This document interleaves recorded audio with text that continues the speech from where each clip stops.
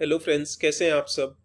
मैं एक्चुअली इस वीडियो में आप लोगों के साथ दो ऐसे स्टॉक के नाम शेयर करने वाला हूं जिनका फ्यूचर पोटेंशियल मुझे बहुत हाई लगता है एंड दिसंबर के रिजल्ट्स के बाद मुझे लगता है कि आप लोगों को तुरंत ही ये स्टॉक्स खरीद लेने चाहिए। बट उससे पहले मैं कुछ अपनी लर्निंग्स शेयर करना चाहूँगा एंड आज के मार्केट के बारे में डिस्कशन करना चाहूँगा। तो जो लोग इस पार्ट को स्किप करना चाहते हैं वो कर सकते हैं, ताकि उनको डायरेक्टली स्टॉक के नाम पता चल जाएं। तो चलिए स्टार्ट करते हैं आज का वीडियो। सबसे पहले तो मैं अपनी ऑब्जर्वेशन के बारे में बात करना चाहूँगा। मैंने देखा इंडियन पॉपुलेशन शोज जैसे हैं नागिन, बिग बॉस, इनके पीछे कुछ ज़्यादा ही पागल है। ऑब्वियसली मुझे I mean nothing against this shows, but problem ये है कि इन शोज में बहुत ज़्यादा टाइम स्पेंड कर देते हैं, बट जो लर्निंग्स के वीडियो होते हैं या फिर जो लर्निंग से रिलेटेड प्रोग्राम्स होते हैं उनको अपने इग्नोर कर देते हैं। तो वहाँ प्रॉब्लम हो जाती है, क्योंकि अपने ये नहीं समझते।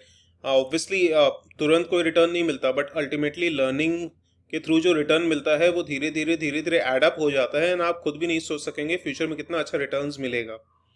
और लर्निंग से आप खुद स्मार्ट बनते हैं, आपकी पर्सनैलिटी डेवलप होती है एंड उसके बाद ऑब्वियसली स्टॉक मार्केट में जितनी लर्निंग होगी उतनी ज़्यादा रिटर्न बनाएंगे। ऑब्वियसली अल्टीमेटली अपने क्या फोकस करते हैं भैया, स्टॉक खरीद लें, स्टॉक प्राइस बस मूव करता रहे, हाई हाई हाई जाता रहे, बट अल्टीमेटली ऐसा होता नहीं है।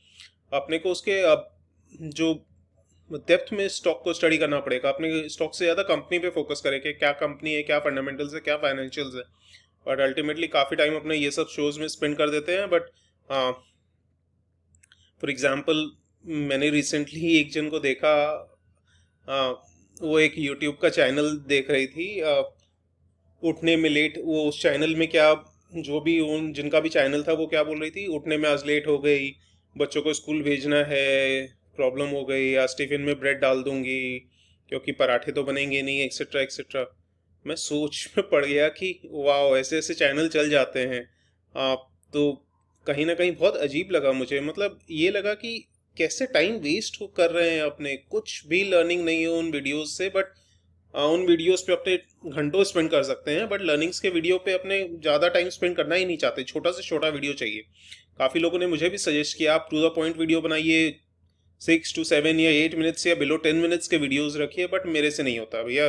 चैनल को नहीं देखना मत देखो, सब्सक्राइब नहीं करना मत करो, कोई प्रॉब्लम नहीं है। बट मैं अपने आप से धोखा नहीं कर सकता। मुझे इम्पॉर्टेंट ये है कि आप लोगों को लर्निंग मिले। जो भी एटलीस्ट कुछ लोगों को भी इंपॉर्टेंट लर्निंग मिलेगी, मेरे लिए उतना ही काफ़ी है। अल्टीमेटली अपने क्या होता है स्टॉक मार्केट में भी, स्टॉक प्राइस जो बेसिकली रिजल्ट्स है उस पर फोकस करते हैं, बट जो उसके पीछे जो प्रोसेस है, हार्डवर्क है, उसको इग्नोर कर देते हैं। ये अपने को सुधारना पड़ेगा। अगर स्टॉक प्राइस है फॉर एग्जाम्पल डेली मूव करता रहे तो किस हद तक मूव करेगा। अल्टीमेटली आप समझिए कि अर्निंग्स अर्निंग्स अगर 10% बढ़ रही है तो स्टॉक प्राइस भी 10% ही मूव करना चाहिए। शॉर्ट रन में मे भी 20%, 30%, 40%, 50% मूव कर जाए, डिपेंडिंग ऑन कि भैया ये सोच के कि फ्यूचर में रिजल्ट्स बहुत अच्छे होंगे। बट अल्टीमेटली अगर रिजल्ट्स उतने 1 या 2 या 3 क्वार्टर में रिजल्ट अच्छे नहीं होते, फिर प्राइस बहुत ज़्यादा गिरता है। ऐसे बहुत सारे स्टॉक्स के साथ होता है। अ, मैं भगवत गीता से बहुत ज़्यादा इंस्पायर्ड हूँ। इनफैक्ट मुझे बचपन की एक लाइन अभी तक याद है जो मैंने पढ़ी थी। अ, वो लाइन ऐसे है, कार्माण्य अधिकारस्ते माँ फलेषु कदाचना। इसका मतलब ये है कि आप कर्म करते रहो, फल की चिंता मत करो। तो बेसिकली आप स्टॉक्स को अच्छे से स्टडी करो, कंपनीज को स्टडी करो, अपनी लाइफ में भी ये इम्प्लीमेंट करो एंड हमेशा ये मत सोचो क्या रिजल्ट होगा, क्या रिजल्ट होगा। ऑब्वियसली मेरे लिए बोलना आसान है, बट ट्राई करिए, कोशिश तो करिए इस चीज़ को। और मैं खुद का एक्सपीरियंस से देख रहा हूँ, मैंने जो वीडियोस लर्निंग से रिलेटेड बनाए हैं उसमें ना ही लाइक्स ज़्यादा मिलते हैं, व्यूज़ भी बहुत कम होते हैं, और उन वीडियोस को देख के ना ही मुझे एडिशनल सब्सक्राइबर्स मिलते हैं। तो चलिए कॉमनैलिटी की बात करते हैं। इन ग्रेड्स में लता मंगेशकर जी का कल निधन हो गया, तो ये बहुत ही दुखद न्यूज़ है। इनको शत शत प्रणाम। ऑब्वियसली इनसे बड़ी सिंगर शायद इंडिया में आज तक ना हुई है ना होगी। एंड उसके बाद दो और जो महान है, सचिन तेंदुलकर, अमिताभ बच्चन, सबके बीच में मुझे जो एक सबसे बड़ी कॉमन चीज़ लगती है वो है लॉन्जेविटी इनकी। ये बेसिकली टिके रहे हैं बहुत लॉन्ग टर्म के लिए, बहुत लॉन्ग रन में। आई मीन आप देख लीजिए सचिन तेंदुलकर का। आप किसी भी, ऑब्वियसली मैं सचिन तेंदुलकर का बहुत बड़ा फैन हूँ। ऑब्वियसली आप लोग चाहे किसी के भी फैन हो, बट एक चीज़ उन सब में कॉमन होगी कि वो लोग बहुत लंबे समय के लिए टिके रहे हैं मार्केट में। अमिताभ बच्चन आज भी एक से एक मूवीज़ बनाते हैं, और लता मंगेशकर को ऑलमोस्ट 70 या 80 साल हो गए गाना गाते हुए। तो इससे एक यही सबक मिलता है कि हम लोग को क्विट नहीं करना चाहिए। ऑब्वियसली शॉर्ट टर्म हिकअप्स आएंगे, ऐसे ही मैं खुद कभी कभी फील करता हूँ कि क्विट कर देना चाहिए। जैसे कल ही मुझे ये फीलिंग आ रही थी जब अ, मैं अब जो स्पीड से एक्सपेक्ट कर रहा था चैनल ग्रो करेगा, उतना स्पीड से नहीं कर रहा था। तो मुझे ऐसा लग रहा था कि मुझे भी यूट्यूब जर्नी क्विट कर देनी चाहिए, बट अल्टीमेटली यही समझा कि भैया नहीं, जैसे स्टॉक मार्केट में पैसे तभी बनेंगे जब टिके रहेंगे। शॉर्ट टर्म में चाहे लॉस हो, लॉन्ग टर्म में अगर अच्छे पैसे बनाने हैं तो हम लोग को अच्छा काम करते रहना पड़ेगा एंड अल्टीमेटली रिटर्न्स मिल ही जाएंगे। तो भैया क्विट नहीं करना है। स्टॉक मार्केट में भी आप टिके रहो, अच्छी कंपनीज, फंडामेंटल कंपनीज जो बहुत अच्छे हो। ऐसा नहीं हो भैया जो 1 या 2 क्वार्टर के खिलाड़ी हो, बस 1 या 2 क्वार्टर में अच्छा रिटर्न्स मिला, अच्छा परफॉर्म किया, अच्छे अर्निंग्स आ गए, बस ये स्टॉक लेना है। अल्टीमेटली आप वो देखिए कि कौन से स्टॉक्स ऐसे हैं जो लॉन्ग टर्म में परफॉर्म करेंगे। जैसे फॉर एग्जांपल दीपक नाइट्राइट, ये कंपनी कंसिस्टेंटली बहुत अच्छा परफॉर्म करते जा रही है। 1 या 2 बैड क्वार्टर हुए तो इसका मतलब ये थोड़ी इसको राइट ऑफ कर दिया जाएगा। ऐसे ही जैसे फॉर एग्जांपल सचिन तेंदुलकर, इसकी सचिन तेंदुलकर की जब बैक पेन हुई तो कई प्लेयर्स, कई एक्सपर्ट्स इनको राइट ऑफ करने लगे थे, बट अल्टीमेटली वो कम बैक किए। ऐसे ही अमिताभ बच्चन, इनकी जब ABCL कॉर्पोरेशन जो थी वो फेल हो गए, अमिताभ बच्चन बैंक्रप्सी के कगार पे पहुंच गए, उनके बाद काफी लोग इनको राइट ऑफ कर दिए, बट अगेन ये वापस राइज किए। I mean, be like a Phoenix, rise from the ashes. तो पॉसिबल है, बस टिके रहिए, मेहनत करते रहिए, आगे भगवान है। तो चलिए प्रेजेंट स्टॉक मार्केट को डिस्कस करते हैं। स्टॉक मार्केट में क्या होता है, एक्सपेक्टेशंस एंड रियलिटी, दो ही चीज़ें जिसके ऊपर स्टॉक मार्केट काम करता है। अगर एक्सपेक्टेशंस बहुत ज़्यादा हाई बन जाती है तो ऑब्वियसली अगर सेटबैक लगता है तो उतना ही ज़्यादा रिएक्शन भी होता है। ये सिर्फ स्टॉक मार्केट में नहीं, रियल लाइफ में भी एप्लीकेबल है। जैसे बहुत अच्छा स्टूडेंट है जो हर साल टॉप करता है, वो अगर सेकेंड या थर्ड या फोर्थ भी आएगा तो बहुत ज़्यादा झटका लगेगा लोगों को। और वैसे ही जो ऑब्वियसली फेल या पास के कगार पे रहता है स्टूडेंट, वो अगर फेल भी हो जाए तो कोई फर्क नहीं पड़ता। तो वही है expectations and reality. Expectation markets को बहुत ज़्यादा हो गई थी रिटर्न्स की, बट रियलिटी उतनी हुई नहीं। तो कहीं ना कहीं स्टॉक मार्केट थोड़ा बहुत अभी कंसोलिडेट कर रहा है, राइज नहीं कर पा रहा, उसको वो ट्रिगर नहीं मिल रहा, बट टेंशन की बात नहीं है। अल्टीमेटली जैसे जैसे अर्निंग्स ग्रो करेंगी नेक्स्ट क्वार्टर में मे बी अगर अर्निंग्स अच्छी रहेंगी तो स्टॉक मार्केट भी अच्छा परफॉर्म करेगा।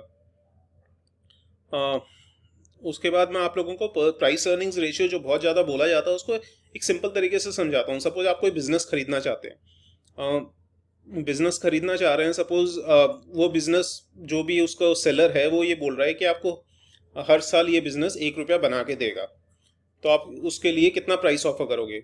सपोज आप 5 रुपीज़ ऑफर कर रहे हैं, तो उस समय इसका प्राइस अर्निंग्स रेशियो क्या हो गया, 5 का। कि आप ऐसा बिजनेस जो हर साल 1 रुपया बना के दे रहा है उसके लिए आप 5 रुपये देने के लिए रेडी हो। वैसे ही प्राइस अर्निंग्स रेशियो है। लेकिन सपोज कोई बोल रहा है कि नहीं, ये बिजनेस ठीक है, नेक्स्ट ईयर तो 1 रुपया ही बनाएगा, लेकिन उसके बाद 20% के हिसाब से अर्निंग्स ग्रो करेगी, शायद उसके बाद 1 रुपया 20 पैसा, उसके बाद फिर 20% ग्रो करेगा, यानी 1.44 हो जाएगा अर्निंग्स, यानी 1 रुपया 44 पैसा। तो सॉरी इंग्लिश व्यूअर्स के लिए 1.44 अगर अर्निंग्स हो जाए तो आप उस वैसे शेयर को बहुत ज़्यादा प्रीमियम दोगे। इन द सेंस आप बोलोगे नहीं यार ये स्टॉक तो बहुत अच्छा है, लेट्स प्राइस इट फॉर 50। तो वहाँ अगर प्रेजेंट प्राइस अर्निंग्स रेशियो देखा जाए तो 50 का हो जाता है, हाई हो जाता है। बट अगर आप उसके फ्यूचर ग्रोथ पोटेंशियल को देख रहे हैं कि हर साल 20% के हिसाब से अर्निंग्स ग्रो करेगी, तो मे बी आप उसके लिए ज़्यादा प्राइस देने के लिए रेडी हो अभी, तो 50 से भी प्राइस राइज हो जाता है। बट अगर सपोज नेक्स्ट ईयर आया, आप एक 20% अर्निंग्स एक्सपेक्ट कर रहे हैं एंड 20% नहीं होती, 10% ही होती है, 10% is not a bad figure at all अगर अर्निंग्स कंसिडर की जाए ग्रोथ। बट अगैन क्योंकि आप बहुत ज़्यादा हाई वैल्यू कर रहे थे तो उनको 20% अर्निंग्स एक्सपेक्ट कर रहे थे, तो उस हिसाब से स्टॉक को बिटिंग मिल सकती है, क्योंकि 20% एक्सपेक्ट किया तो हमने बहुत हाई प्राइस लगाया, बट 20% हुई नहीं। तो यही कंसेप्ट है प्राइस अर्निंग्स का। अभी जो US फेड है इसका मैंने एक और वीडियो बनाया था, तो इंटरेस्ट रेट्स हाइक होने वाली हैं, RBI भी शायद इंटरेस्ट रेट हाइक करने का सोच रहा है, तो ये सब नॉर्मल है, कोई बड़ी बात नहीं है। अल्टीमेटली मार्केट एडजस्ट कर ही लेगा, ये हेल्दी करेक्शन है। एज ऑफ नाउ मैं कोई सी भी स्टॉक को रश नहीं कर रहा हूँ बाय करने के लिए, थोड़ा वेट एंड वॉच कर रहा हूँ, क्योंकि अभी मार्केट्स काफ़ी वोलेटाइल रह सकता है। जो स्पेसिफिकली जो high value company, high PE value companies, उसको तो मैं स्पेसिफिकली अवॉइड कर रहा हूँ अभी। और इंटरेस्ट रेट्स हाइक होंगे तो ऑब्वियसली EMI महंगी हो जाएंगी, लोन्स महंगे हो जाएंगे, EMI ज़्यादा देनी पड़ेगी। तो इसमें जैसे कंज्यूमर ड्यूरेबल्स हैं, जैसे रेफ्रिजरेटर, कार्स, वॉशिंग मशीन, ये सब जिसमें काफ़ी कंज्यूमर्स ईएमआई पे लोन लेकर लेते हैं, तो उसमें फ़र्क पड़ जाएगा। तो इसीलिए कंज्यूमर ड्यूरेबल सेक्टर में थोड़ा प्रेशर देखने को मिल सकता है। हाँ, तो चलिए डिस्कस करते हैं एक ऐसा स्टॉक जो मैंने पहले भी सजेस्ट किया है, अग्रवाल इंडस्ट्रियल कॉर्पोरेशन। उसके आज रिजल्ट्स आए, रिजल्ट्स बम्पर आए हैं, जैसे आप देख सकते हैं। क्वार्टर ऑन क्वार्टर तो ऑलमोस्ट नेट प्रॉफिट जो है 4 करोड़ से 20 करोड़ हो गए हैं, एंड ईपीएस भी ऑलमोस्ट 5 टाइम्स हो गया है। बट ऑब्वियसली इसको हम लोग क्वार्टर एंड क्वार्टर नहीं देख सकते, क्योंकि ये एक सीजनल बिजनेस है इन द सेंस, क्योंकि लास्ट सितंबर क्वार्टर जो होता वो मॉनसून से इम्पेक्टेड था, तो उस समय बिजनेस में इतना काम नहीं होता, तो उस समय सेल्स एंड प्रॉफिट्स डाउन होते हैं। तो अपने ईयर ऑन ईयर कंसिडर करें तो बेटर रहेगा इस केस में। ईयर ऑन ईयर भी आप देखिए, नेट प्रॉफिट ऑलमोस्ट डबल हो गया है, 10 करोड़ से ऑलमोस्ट 20 करोड़ हो गया है। ईपीएस भी 10 से ऑलमोस्ट 17 हो गया है, एंड 9 मंथ्स को देखें अगर दिसंबर एंडिंग में तो 33 के आसपास है, जो लास्ट टाइम 16.5 के आसपास था, तो ऑलमोस्ट डबल हो गया है ईपीएस। तो इसीलिए मुझे ये कंपनी बहुत पसंद है। मैंने जैसे आप देख सकते हैं अर्लियर भी इस कंपनी को सजेस्ट किया था, तब ये इसका प्राइस 503 था, अभी शायद इसका प्राइस 570 है, एंड अभी भी मैं बहुत बुलिश हूँ, एंड अभी भी ये बहुत रीजनेबल वैल्यूएशन में मिल रही है। कंपनी बहुत फंडामेंटली स्ट्रांग है, तो मुझे लगता है इस शेयर को आप कंसिडर कर सकते हैं। अगर कल भी जैसे मार्केट में प्रेशर रहता है और अगर ये शेयर आपको करेक्शन में मिलता है तो ले लेना चाहिए, अगर सेम प्राइस पे भी मिलता है तो ले लेना चाहिए। उसके बाद और सबसे इम्पॉर्टेंट है एक और चीज़, आप ये देखिए लास्ट ईयर जैसे मार्च 2021 में सबसे ज़्यादा सेल्स है, तो यानी ये जो क्वार्टर प्रेजेंट चल रहा है इस समय भी मेरे को लगता है बहुत अच्छा परफॉर्म करेगी। तो ईयरली जो ईपीएस है, जो अभी तक 31 दिसंबर 2021 तक 33 का ईपीएस है, वो आई गेस मे बी अगर इतना ही अच्छा परफॉर्म करे तो 50 टच कर सकता है। तो ईयरली ईपीएस 50 हो सकता है for the financial year ending मार्च 2022, तो बहुत अच्छी चीज़ है ये। उसके बाद एक और जो कंपनी है वर्धमान टेक्सटाइल्स, ये कंपनी काफ़ी दिन से ट्रैक कर रहा हूँ, मुझे बहुत अच्छी लगती है। ये yarns, fabrics, threads, fibres, garments, steels में काम करती है। स्टील्स एक रिलेटेड सेक्टर है, बट ऑब्वियसली क्लोथिंग सेक्टर से रिलेटेड नहीं है, बट स्टील्स में भी कंपनी काम करती है, बट मेन फोकस इनका टेक्सटाइल्स पे ही है।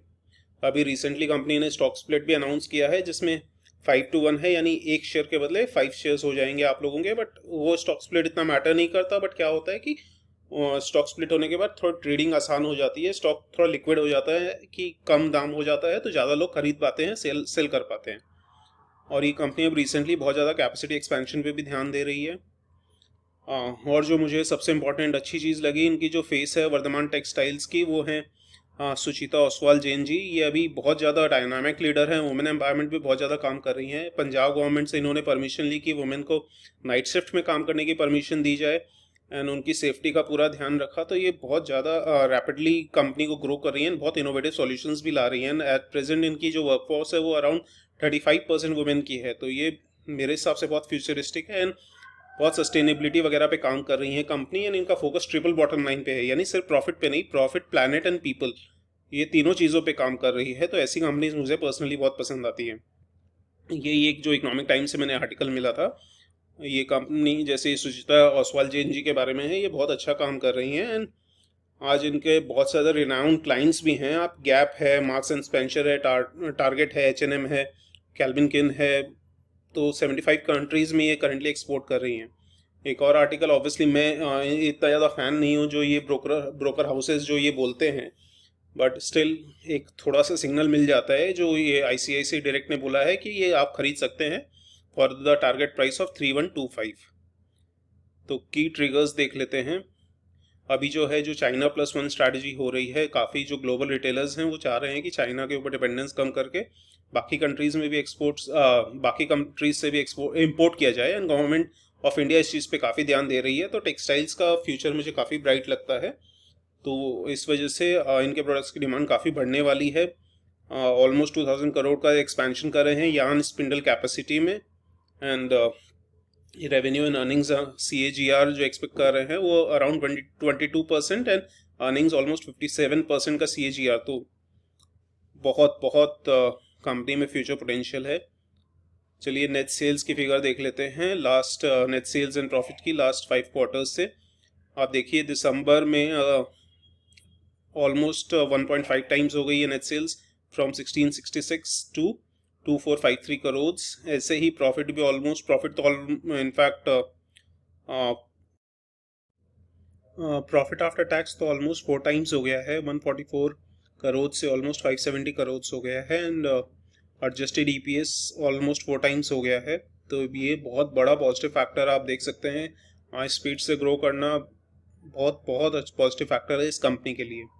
अब ईयरली रिजल्ट देखते हैं। ईयरली रिजल्ट आप देखेंगे तो बहुत ज़्यादा ग्रोथ नहीं दिखेगा लास्ट 5 ईयर्स में, मार्च 2021 तक। इनफैक्ट हार्डली कुछ ग्रोथ है। ईपीएस तो इनफैक्ट फॉल कर रही है एंड नेट प्रॉफिट भी फॉल किया है। बट अगेन मैं पर्सनली लास्ट कुछ क्वार्टर्स के रिजल्ट से ज़्यादा इंप्रेस होता हूँ compare to yearly result.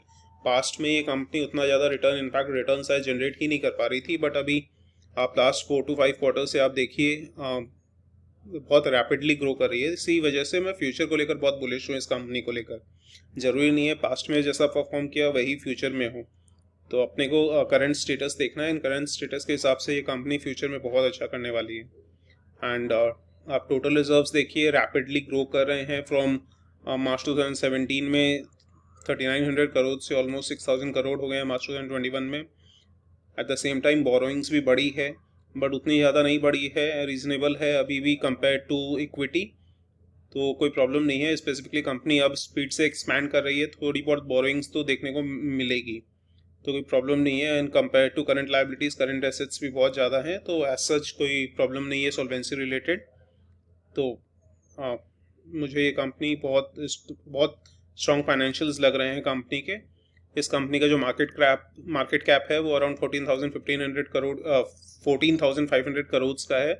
Current P around 9.47 है। तो आप देख सकते हैं बिलो 10, चाहे किसी भी सेक्टर में हो, बिलो 10 का पी मतलब बहुत बहुत अच्छा है काफ़ी। अगर अंडर वैल्यूड नहीं तो बहुत रीजनेबली वैल्यूड होता है, और मोस्टली अगर सिंगल डिजिट में हो तो अंडर वैल्यूड ही बोलते हैं। करंट प्राइस इसका 2506 है इस कंपनी का। तो मुझे लगता है आप इस कंपनी को बाय ऑन डिप्स की स्ट्रैटेजी लगा सकते हैं। आप खुद स्टडी करिए। मुझे पर्सनली ये कंपनी बहुत पसंद आई। अभी तक मैं इन्वेस्टेड नहीं हूँ, अग्रवाल इंडस्ट्रियल कॉर्पोरेशन में मैं इन्वेस्टेड हूँ, लेकिन इस कंपनी में इन्वेस्टेड नहीं हूँ। तो आप अपना खुद का स्टडी करिए। मैं पर्सनली शायद इसको कल ही लेने वाला हूँ, इस कंपनी के स्टॉक को।